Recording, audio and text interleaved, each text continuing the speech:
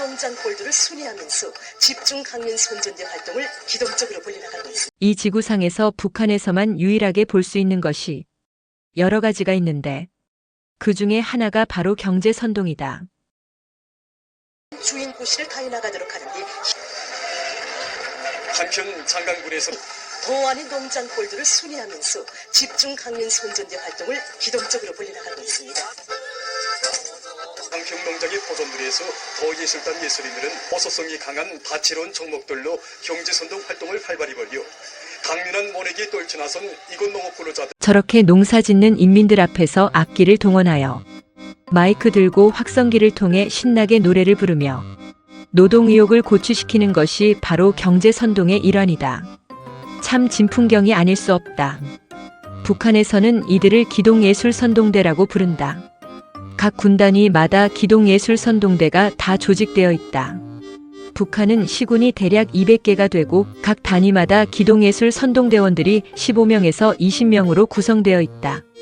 북한 전체적으로는 약 4,000명가량이 있다. 여기에 각 도 단위의 기동예술선동대와 대규모 건설장이나 광산연합기업소 직속으로 상설 운영되는 특수기동예술선동대 인원까지 합치면 최대 5,000명을 넘을 것으로 보인다. 군단위 기동예술선동대원들도 이것이 본업인 만큼 아무나 여기에 들어갈 수 없다. 전국적으로 4,000명 정도여서 경쟁률도 매우 치열하다. 남들은 땀을 뻘뻘 흘리며 힘들게 노동할 때 이들은 노래만 힘차게 부르면 되는 만큼 모두가 선호하는 직업이라 할 수 있다.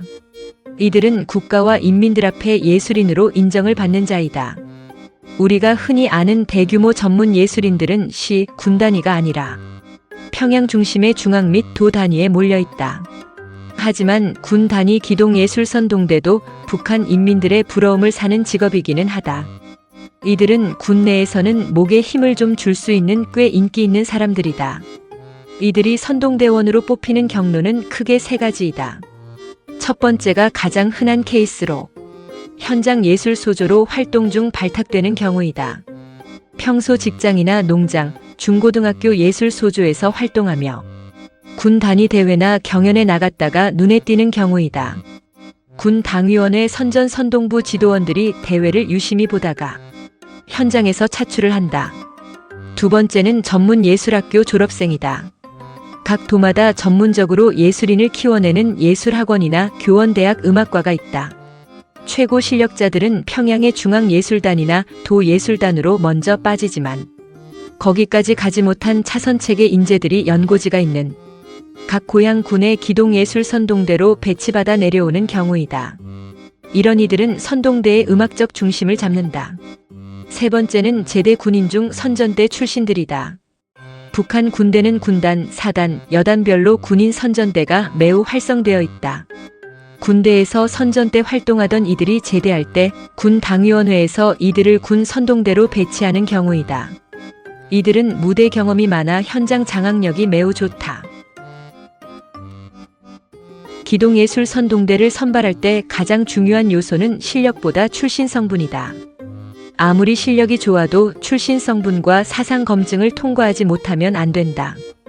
인민들 앞에서 당의 정책을 선전하는 나팔수 역할이기 때문에 성분에 문제가 있거나 사상적으로 조금이라도 튀는 행동을 한 적이 있다면 노래를 아무리 잘해도 탈락이다. 또한 육체 노동을 피할 수 있는 꿀보직이다 보니 군 고위 간부 자녀들이 아름아름 들어가기도 한다. 외모나 신체 조건 등도 선발 시 꽤 중요한 기준이 된다. 기동예술선동대에는 노래하는 사람들 외에 연설하는 사람도 있다. 북한은 이들을 선동원 또는 화술원이라고 부른다. 군 단위 선동대에는 1명 내지 2명 정도만 있다. 이들은 북한 방송에서 흔히 듣는 특유의 격앙되고 호소력 짙은 어조를 전문적으로 훈련받은 사람들이다. 대개 현장에 나가면 대형 구호판 옆이나 방송차 옆에서 연설을 하거나 음악 반주에 맞춰 선동시를 읊어댄다. 선동원 선발 과정은 대략 3가지이다. 첫째, 군내 웅변대회 수상자를 발탁한다. 북한은 유치원 시절부터 고등중학교에 이르기까지 웅변대회나 시 낭송대회를 엄청나게 자주 연다. 군당 선전선동부 지도원들이 이 대회들을 모니터링하면서 발음이 정확하고 성량이 좋으며 특히 북한의 웅장하고 격앙된 어조를 가장 능숙하게 구사하는 학생을 눈여겨봤다가 이들이 성인이 되는 시점에 전업 선동원으로 스카우트한다. 두 번째는 대학에서 전문으로 배우는 엘리트 코스가 있다. 각 도에는 예술학원에서는 화술과를 따로 만들어 발성법, 감정이입법, 대중을 선동하는 몸짓과 눈빛까지 체계적으로 가르친다. 졸업생 중 성적이 아주 뛰어난 인재들은 평양중앙방송이나 대형예술단으로 가고 그 다음 순위의 인재들이 자기 고향 군의 기동예술선동대 선동원으로 착출된다. 세 번째, 이것도 마찬가지로 군대에서 대원들을 정신무장시켰던 베테랑들이 사회로 나와 자리를 잡게 된다. 군단이 나 사단 직속 선전대에서 말로 군인들을 울고 웃기던 군인들이 대상이다. 이들은 이미 수년간 군대라는 거친 현장에서 대중을 이끌어본 실전 경험이 풍부하기 때문에 사회에 복귀하자마자 군 기동예술선동대의 선동원 자리를 꿰차는 경우가 많다.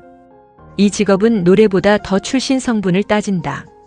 대중 앞에서 당의 정책과 수령의 교실을 직접 대독하는 선동원은 성분의 눈곱만큼의 오점도 있어서는 안 된다.